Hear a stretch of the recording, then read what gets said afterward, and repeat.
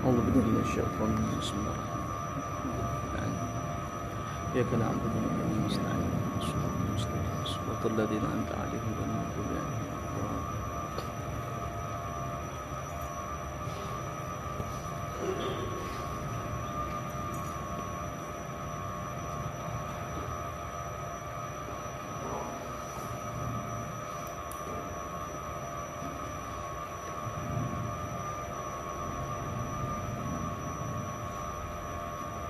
Bismillahirrahmanirrahim. Allahumma Allah Ta'ala wa subhanahu wa Aisyah radhiyallahu anha anna Rasulullah sallallahu alaihi wasallam qala man zalama fi shibrin min al-ardi tawaqahu min sab'ina ardin muttafaqun alaih. Hadis keempat, ada bab larangan diharamkan menzalimi seseorang mengambil hak orang lain dengan cara yang salah. Diriwayatkan dari Sayyidah Aisyah radhiyallahu anha, Rasulullah Nabi Muhammad SAW bersabda, barang siapa yang menzalimi, artinya mengambil hak, qida syifri, sekurang satu jengkal, tawaqahu min sab'i aradin, maka Allah jadikan sejengkal itu belenggu bagi dia di lehernya nanti di hari kiamat dari 7 lapis putih. Jadi kita zalim mengambil satu ukilan tanah orang, perhitungannya dengan cara yang salah dan sebagainya. Ini satu jengkal kan kalinya kan sudah jadi 20 cm, 25 cm. Tak kelihatan. Cuma nanti dia kalimat tawaqahu ini ada macam-macam maknanya. Satu, dijadikan itu seperti belenggu di lehernya dia di hari kiamat. Atau bisa diartikan juga bukan belenggu yang nyata, tapi belenggu kiasan dibebankan di atas punggungnya dia, di atas lehernya dia.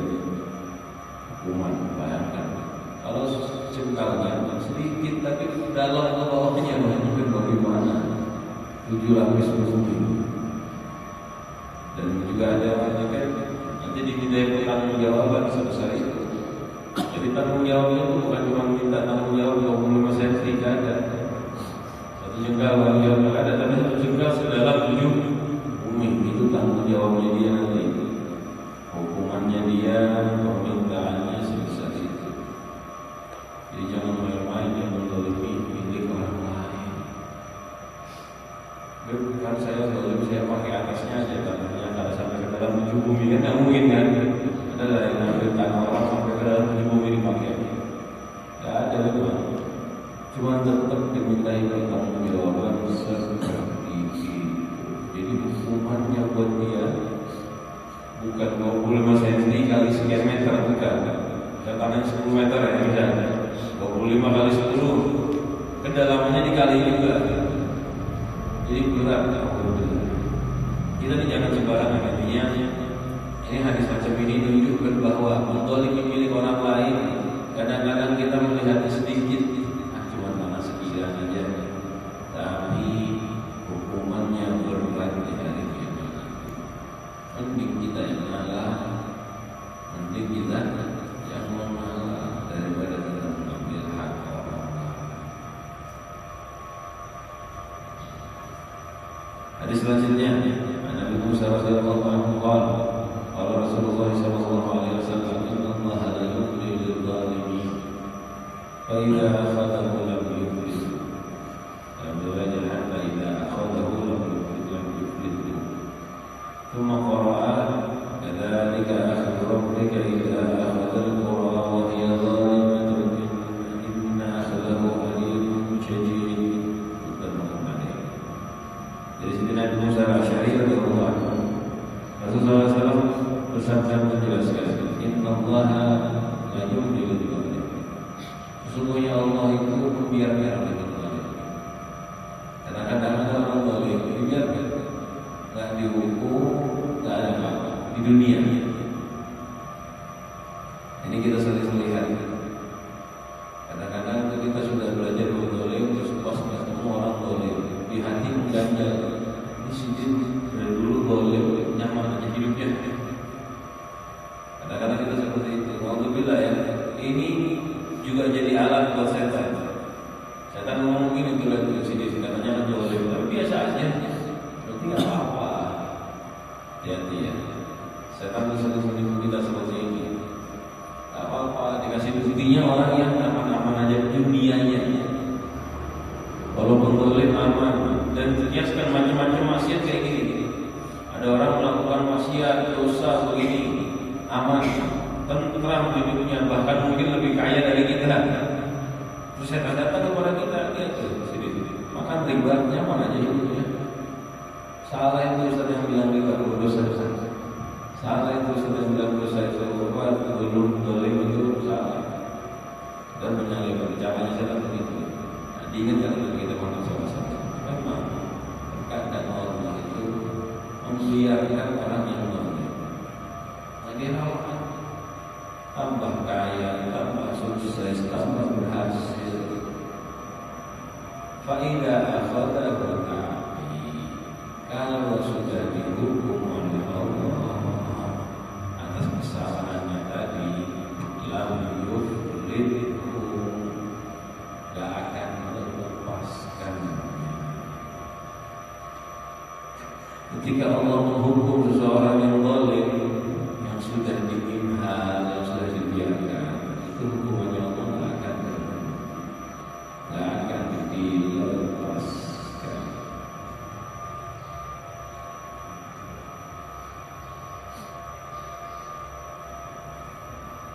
Gambarannya mungkin sampai sering lakukan kita karena sebagai orang tua itu ini, lihat anak nakal, kalau sudah kesal biasanya salah satu hukuman dibiarkan, ditanggung dulu salahnya anak sekalian. Jadi pagi-pagi salahnya apa? Satu dicatat, siang apa, sore apa, dilihat dibiarkan, ditegur. Istri mau tegur biarkan, jangan tegur. Kalau mau lihat sampai kapan dia. Sudah maksimal, kita nggak tahan lagi, marahnya sekaligus kan gitu kan. Kadang-kadang ada orang tua seperti itu. Nah begitu gambarannya. Jadi dibiarkan. Ini dibiarkan itu bukan rahmat ya, bukan kasih, tapi murka. Jadi orang tua tadi udah kesel sama anaknya. Harusnya kan dia salah satu pagi ditegur, habis ditegur udah aman, beres. Dimarahin sekali pagi, habis itu seharian dia takut. Tapi kalau kita yang udah marah,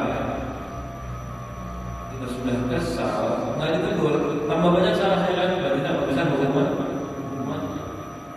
Nah, begitu alhamdulillah orang yang sudah dibenci oleh Allah Subhanahu Wa Taala katakan bagaimana? Zalim ini dibenci.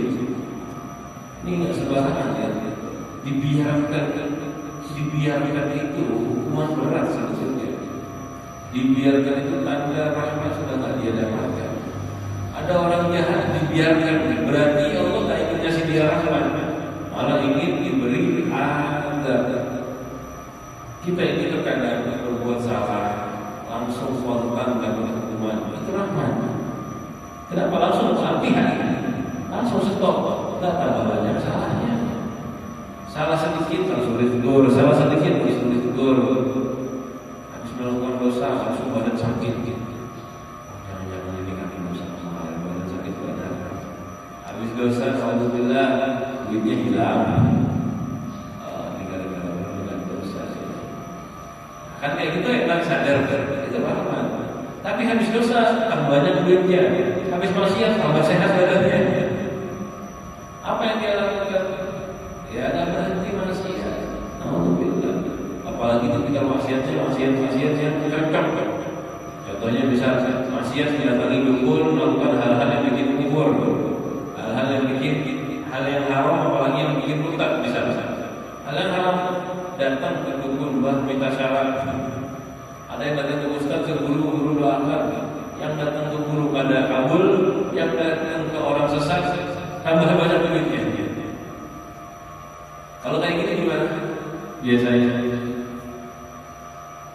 inilah yang saya terjadi. Akhirnya yang datang ke ustaz, alhamdulillah ke ustaz, dia kemana? Lalu mau berkiat juga. Nah, yang seperti ini berbahaya. Datang ke tempat yang salah, harusnya digagalkan oleh Allah, nggak dikasih. Tapi malah datang, itu tanda Allah murka. Ini kan termasuk bagian dari doa. Salah dalam syariat. Justru ini tanda Allah murka. Kalau dia datang ke tempat macam itu kata kabul, alhamdulillah, diberi peringatan oleh Allah. Jadi terkadang dunia itu mudah sukses berhasil, padahal orangnya zalim. Bukan tanda dia disayangi oleh Allah, tapi tanda Allah membenci dia. Ini sama kayak ceritanya ashabul jannah yang memiliki kebun luas, yang memiliki kebun bagus di surga. Ini ada bahasanya dia, wala in raja'tu ila rabbi la ajidanna khairan minha munqalaba. Kafir, gak percaya dengan akhirat, dengan adanya Tuhan. Terus tapi dia ngomong sama orang-orang, sekarang saya di dunia aja nyaman, punya kebun bagus. Walau banyak orang nanti kalau kembali kepada Tuhan, pasti mendapatkan yang lebih bagus. Mestinya orang di dunia aja lebih kaya dari dia. Kata dia begitu, ngomong sama yang beriman. Saya kan lebih senang di dunia aja orang lebih banyak duit, lebih bagus. Zaman dulu itu kekayaan, kebanggaan. Ya kebun, ternak, masih begitu. Belum kayak sekarang. Kalau sekarang kan sudah elektronik. Dulu masih itu kebanggaannya kebun. Kalau punya kebun banyak, bagus, sukses. Dia ada. Seandainya benar ada Tuhan, ulun ini berarti disayang Tuhan. Kalau ulun kembali kepada Tuhan, artinya mati. La ajidan khairan minha munqalaba. Kalau akan dapat kebun yang lebih bagus, kekayaan yang lebih bagus.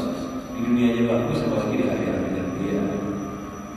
Tapi ternyata malah didukung oleh Allah. Aku Rasulullah SAW baca ayat jelaskan sendiri. Maka dari akhir rabbika ila akhir dunia, maka dari akhir rabbika ila akhir dunia. Begitulah hukuman Allah ketika menghukum satu desa, artinya penduduk desa dan mereka melakukan kezaliman. Sungguh hukuman Allah Subhanahu wa Ta'ala itu alimun syadid, tahu alimun syadid, pedih dengan sangat. Di sini ancaman. Karena Allah itu ketika menghukum orang-orang yang zalim, dihukumnya dengan cara yang sangat pedih. Jangan dikira habis zalim aman total, tidak. Itu namanya hukuman yang ditunda. Hukuman itu kalau itu tidak dikumpul menjadi satu, alhamdulillah sakitnya pedihnya tidak lagi. Bisa contohnya kalau punya salah satu dipukul sekali, salah dua pukul dua kali. Habis salah langsung dipukul, habis salah langsung dipukul, sakit terbagi. Tapi dibiarkan 100 kali salah, hanya langsung dipukul 100 kali. Ini apa sakitnya? Itu ya, hadis tadi ancaman seperti itu. Udah kita dijaga ya dari amal-amal boleh. Itu hadis ini menunjukkan beratnya ancaman bagi orang-orang. Hadis selanjutnya dari Sayyidina Mu'adz radhiyallahu anhu. Qala, beliau mengatakan bahwa dari Rasulullah sallallahu alaihi wasallam, Rasul mengutus aku. Jadi oleh Sayyidina Mu'adz disuruhkan ke Yaman menjadi amir di Yaman di tahun 9 setelah hijrahnya Rasulullah SAW. Akhir-akhir Rasulullah.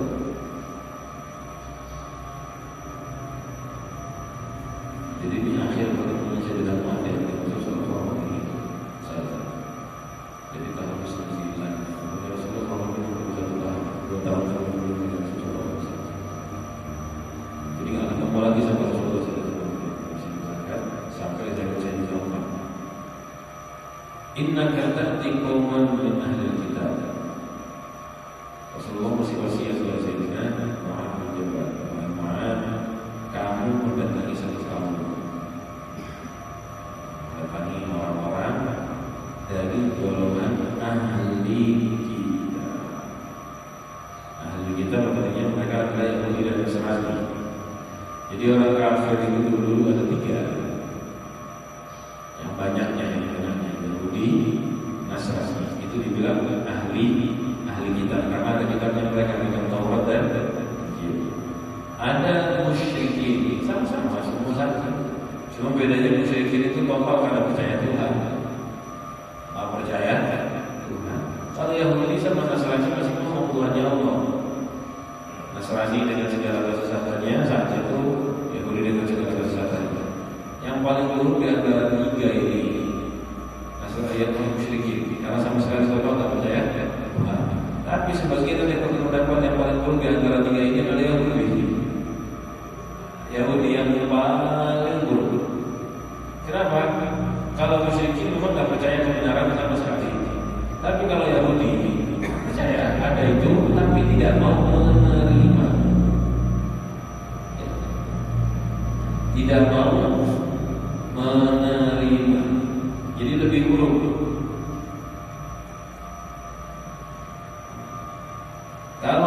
Kalau yang masih mau menerima, yang tidak mau menerima total karena dia tak percaya, dikasih percaya. Contoh cerita contoh ini ada ini, aku belum ada percaya. Dikasih mukjizat, dikasih ini, selesai percaya.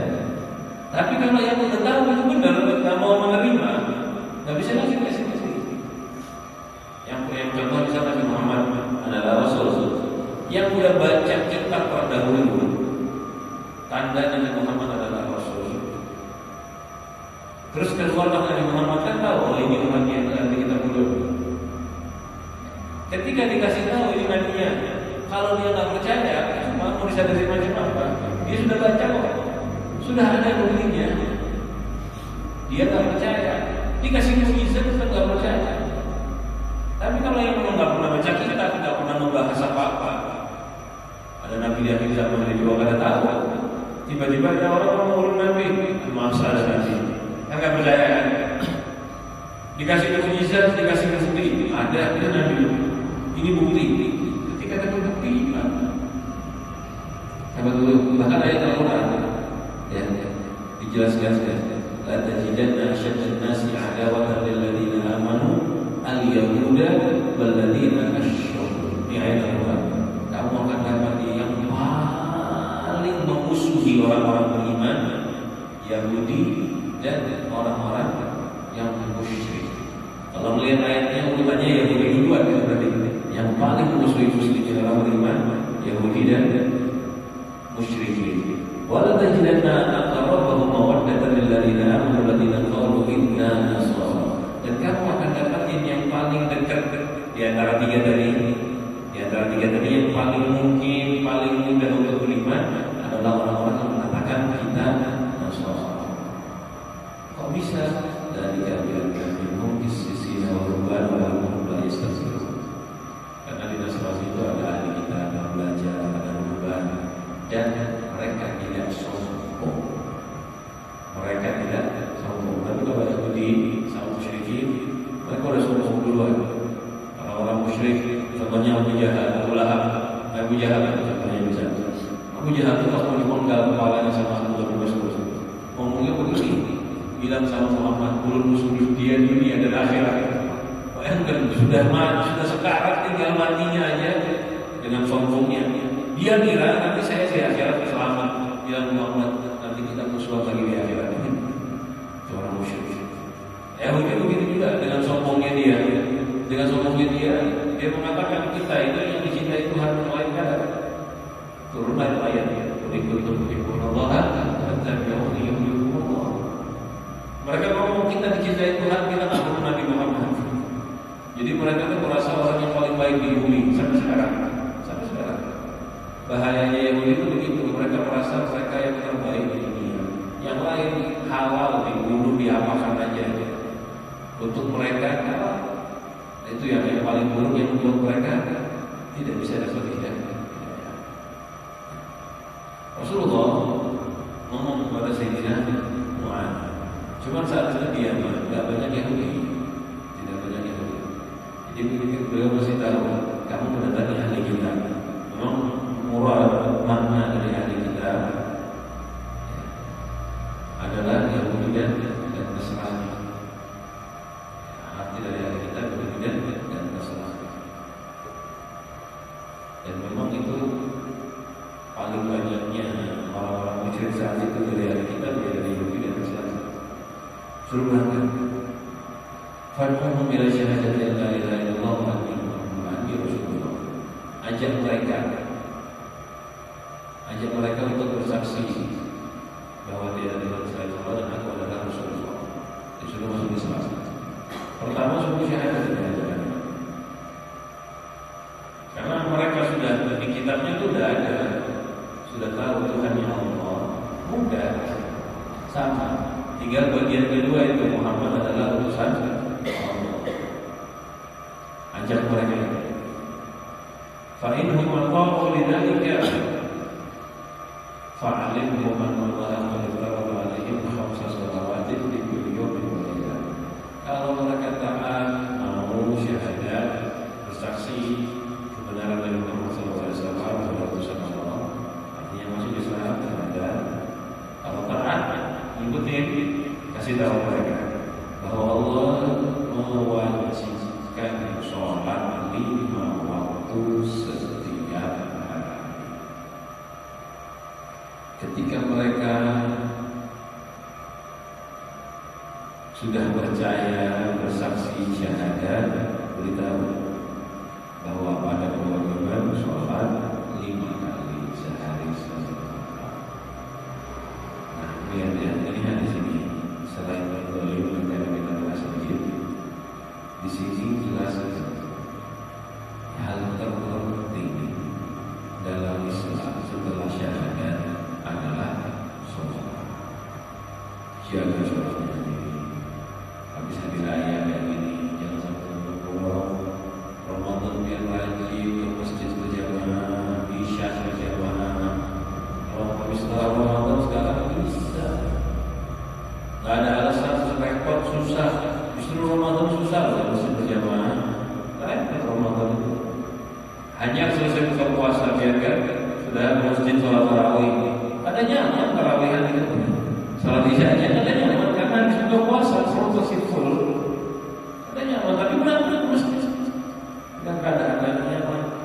Subuh jadi raya ke masjid dan subhanallah memang tampak beda. Kalau subuh Ramadan lebih ramai, setelah Ramadan berkurang sekian persen.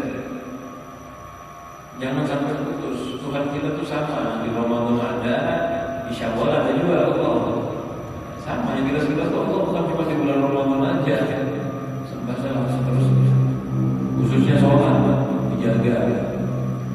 Ini ketika ngajar pertama kali yang disampaikan oleh Rasulullah SAW kepada Sayyidina Mu'adz, ajak dulu bersaksi dengan Tuhan saya.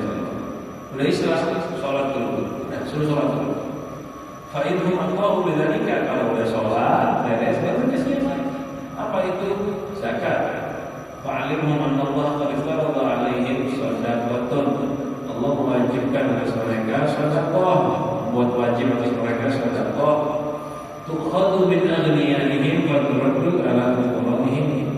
Dan dijelaskan zakat itu bukan kita yang ambil, diambil dari yang kaya dari mereka, diberikan yang miskin di antara mereka.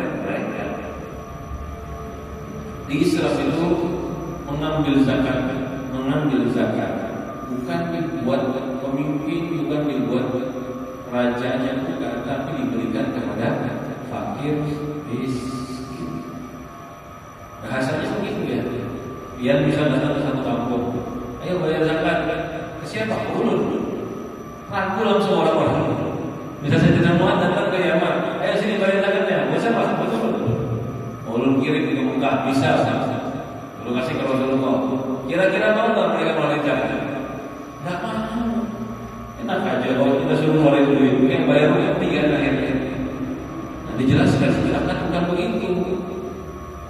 Sini bayar zakat. Mana yang kaya keluarkan? Buat siapa? Buat orang miskin kampung pian. Jadi bukan buat orang lain, bukan buat kita. Buat penduduk negeri pian juga, buat kabilah pian, suku pian yang miskin-miskin. Jadi nggak ngambil duit mereka buat kita, tapi duit mereka buat mereka. Nah, akhirnya kan gampang masuk Islam. Dan itu begitu ya hadirin ya, kita tuh seperti ini. Makanya di fikih Syafi'i bagusnya zakat itu yang paling kuat pendapat. Kalau diambil di kota ini, ya zakat keluarkan di kota ini juga. Sambil kita di Banjarbaru, ya zakatnya di Banjarbaru, jangan dikirim ke kota lain. Kalau di fikih Syafi'i ada dua pendapat yang pertama dikirim pada sah, harus di sini. Pendapat kedua dia mengatakan boleh, itu mungkin boleh dipakai kalau kebetulan kampung kita udah kaya sekalian. Kalau masih banyak yang miskin tetangga, apa dikirim keluar? Buat apa dikirim keluar? Jadi kadang-kadang biasanya kalau yang umat kelompok tertentu, ini zakatnya kalau pakai kelompok ini, karena di kelompok mana ada jelas, jangan juga. Bagus kasih tetangga-tetangga biar banyak aja yang masih miskin. Orang-orang dekat kampung kita dan sebagainya, arahkan kepada mereka. Jangan sampai salah ya, jangan salah. Jadi ini juga nasihat buat para ulama. Ketika juga orang zakat, bukan juga orang zakat buat dirinya, tapi buat orang fakir di sekitarnya. Kadang-kadang ini ada hal yang sering mengganggu. Guru ulama, sowati, penceramah misalnya, kemana-mana ceramah. Ayo bayar zakat, kemana guru? Sini guru. Kesini yang bicara di sini, ini yang berada di sini. Kalau buat kekayaan dirinya, yang jelas gak ada sah zakatnya. Gak ada sah, begitu kan ambil buat dirinya, untuk memperkaya diri, gak ada sah. Ini menunjukkan Ustaz, nyuruh orang zakat, tapi kada umat yang zakat. Ya cari kamu sendiri. Itu lebih ringan tadi. Sampai bisa ada orang nasihat zakat kemana? Turun. Sama dia ngomong zakat kemana? Cari orang fakir. Lebih gampang mana kita? Lebih gampang kita cari orang fakir. Hati itu lebih enak. Mulut ini berarti ada dimanfaatkan kan begitu. Karena kalau dia minta buat dirinya, ada curiga nanti. Dan sering terbukti ini. Ketika ada seseorang menyemangati sedekah, tapi ujung-ujungnya keulun. Ayo saudara kemana? Itu biasanya sering terjadi kayak gitu penipuan ujung-ujungnya. Entah ketahuan langsung cepat atau ketahuan lambat. Rasulullah nggak mau cara seperti itu. Masih tahu sahabat, saya bilang sama mereka ini zakat dari orang kaya kalian diberikan ala fuqaraihim, dikembalikan bahasanya begitu ya Pak Turun. Diambil dari orang kaya kalian, diberikan orang fakir kalian. Saya itu kan diajarkan seperti itu Rasulullah SAW. Makanya masih bisa menerima kewajiban zakat. Zakat ini salah satu kewajiban yang sulit untuk diterima oleh orang. Sholat berat dari segi nafsunya, kerjaannya malas. Tapi untuk sebagian orang sholat gampang, giliran dikasih zakat berat.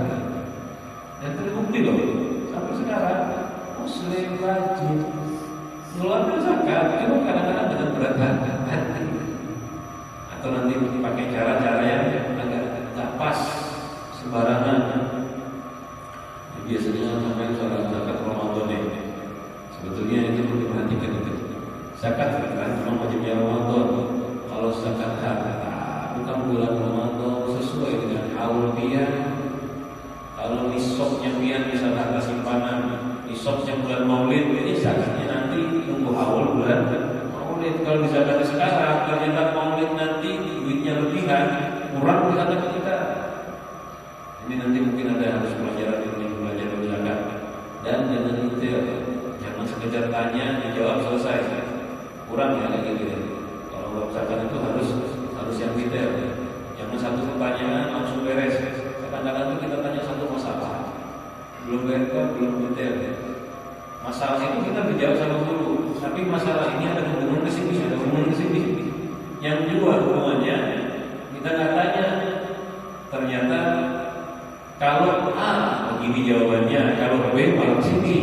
Kita dapat satu aja, harusnya padahal ke kiri, kayak kita jalan ke kanan. Itu intinya maksud saya, belajar fikih kalau bisa belajar yang punya kewajiban harta. Baik memotong dinamika kalau mereka taat mau mengeluarkan zakat. Iya kalau iman boleh. Lalu Mu'ad dikasih ancaman oleh Rasulullah. Kalau mereka taat zakat pada Mu'ad, hati-hati dia dari harta mereka. Iya, hati-hati mereka. Hati-hati kamu ya dari kawaib itu yang mulia, amwadihim dari harta mereka. Artinya Mu'ad hati-hati biar tidak boleh ngotak-ngatik di harta mereka. Nggak boleh diambil, nggak boleh dimintai pajak, nggak boleh apa-apa. Sudah zakat dan sudah Islam, sholat, zakat. Biar tidak boleh mengganggu, badan nggak boleh disakiti, dan duitnya nggak boleh diapa-apakan, nggak boleh dimintai, nggak boleh diingat itu. Sudah dari zakat. Wattaqi da'watal mazlum, dan takutlah dengan doanya orang yang zalim. Dan kalau kita ambil hartanya dengan tanpa izin, dan kita menzalimi. Dan di sini ditafsirkan sama ulama. Dan hati-hatilah, jangan zalim, agar kamu tidak didoakan oleh orang yang tidak ada belum, artinya hati-hati jangan zalim.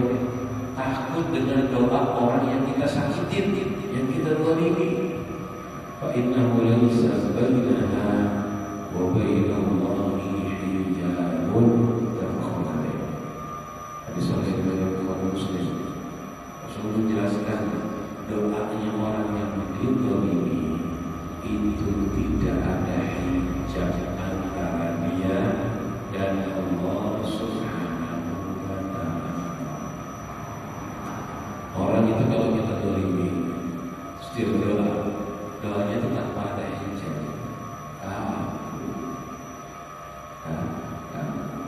Nah ini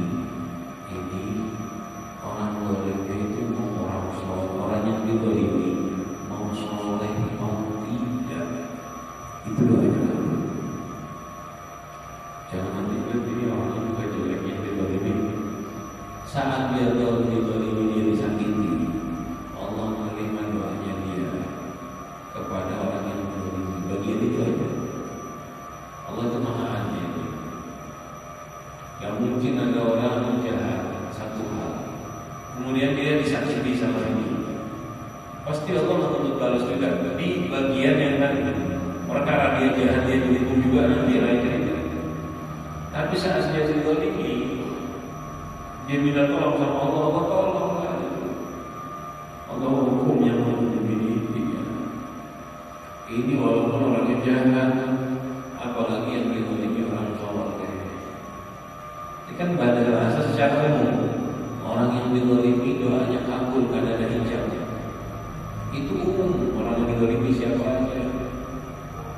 Belum lagi yang dizalimi orang soleh. Hati-hati, jangan sampai begitu. Khususnya orang-orang yang rajin ke masjid, yang suka ibadah, yang ada kelihatan maksiat, itu lebih kabul. Mereka ini soalnya pada usah dizalimi aja doanya kabul, apalagi dizalimi. Lihat ya, ini gambarannya itu Rasulullah masih peringatan. Bukan karena saya tidak muat zalim, bukan. Masih peringatan, doa hati-hati. Karena doanya orang yang zalim itu kabulkan, tidak ada hijab. Yang dikasih peringatan saya bisa buat, bukan orang biasa. Doa hati-hati. Jangan sampai menzalimi, mengambil hartanya orang. Karena orang yang dizalimi itu doanya kabul, tidak ada hijab, tidak ada batas. Hati-hati. Ini berlaku bukan cuma kepada orang lain, kita kepada keluarga kita, suami, jadi